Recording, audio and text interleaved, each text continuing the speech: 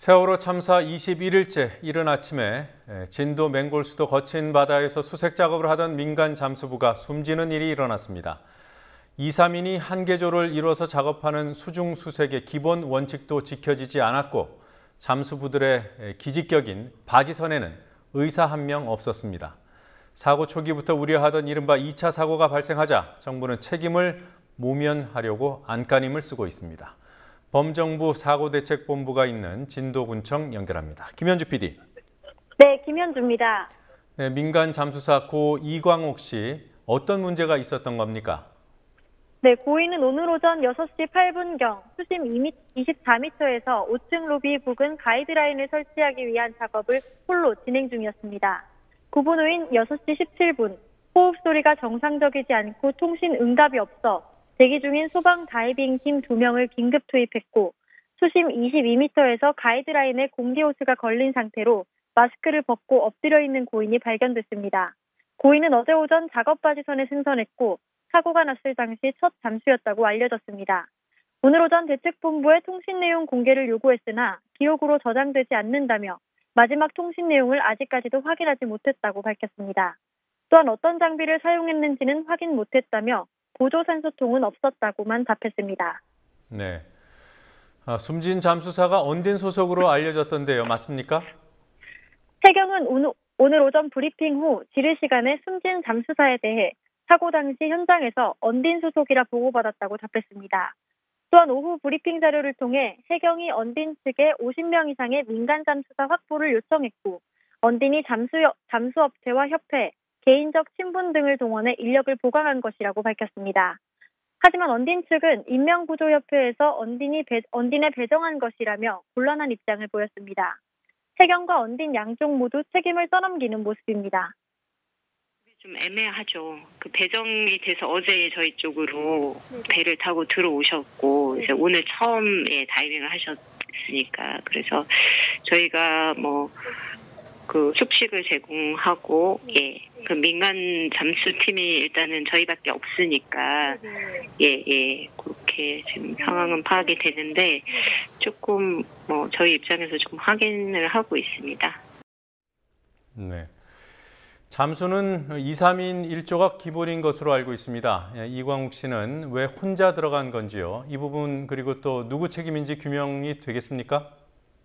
네, 아직까지는 규명되지 않았습니다. 범정부 사고대책본부는 사망자가 현장에 처음 투입됐기에 민간인 잠수팀장이 테스트를 겸해 수심이 낮은 지역에서 가이드라인 이전 작업을 혼자 하도록 했다고 전했습니다. 또한 가이드라인 이전은 통상 단독으로 수행한다고도 덧붙였습니다. 하지만 원로 잠수사들의 말에 따르면 일반적으로 잠수 시 2인 1조가 원칙이고 현장에 처음 투입되는 것인데도 혼자 작업을 시켜 판단이 안일했다는 비판이 나옵니다. 내부 가이드라인이 엉켜있는 상황에서 가이드라인과 공기호스가 꼬일 수 있다는 사실도 고려하지 않았습니다.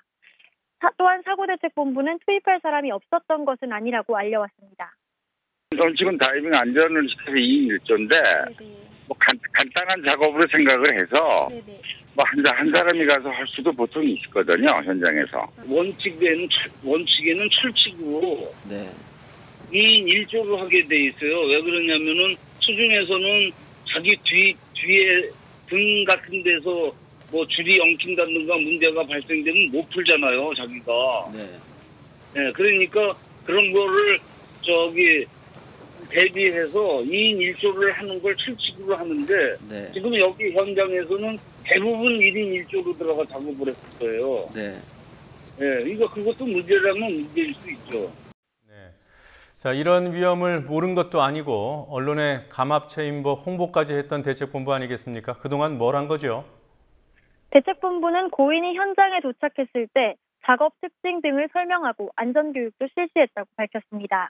또한 청해진함 등 해군 함정에 잠수 전문 군의관이 배치돼 있고 치료 시스템도 운영한다고 알려왔습니다.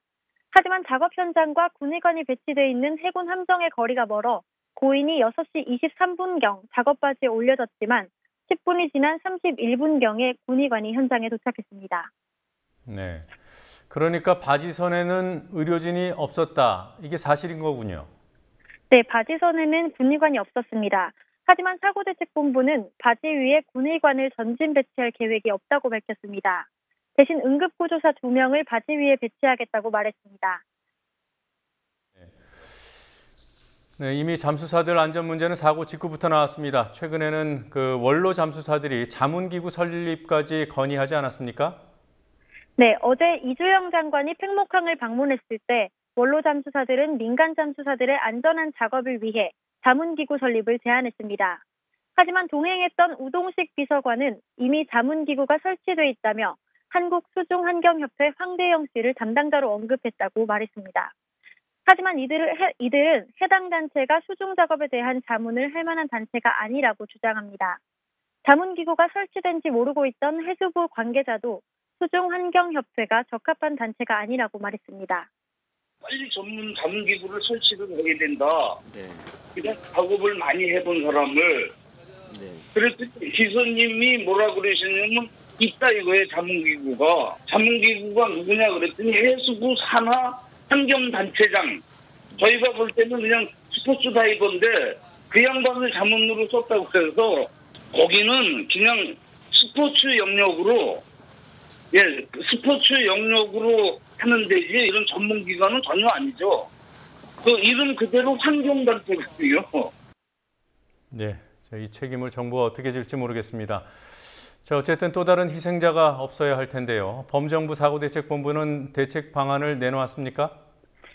네, 아까 말씀드렸다시피 응급구조사 2명을 바지 위에 배치하겠다고 말했습니다. 또한 안전교육 부분도 조금 더 강화하고 입수 전에 혈압이나 맥박 등을 정밀하게 측정하고 입수시키겠다고도 했습니다.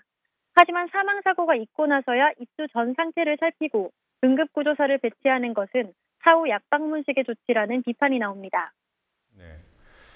자, 수색은 어떻게 되고 있습니까?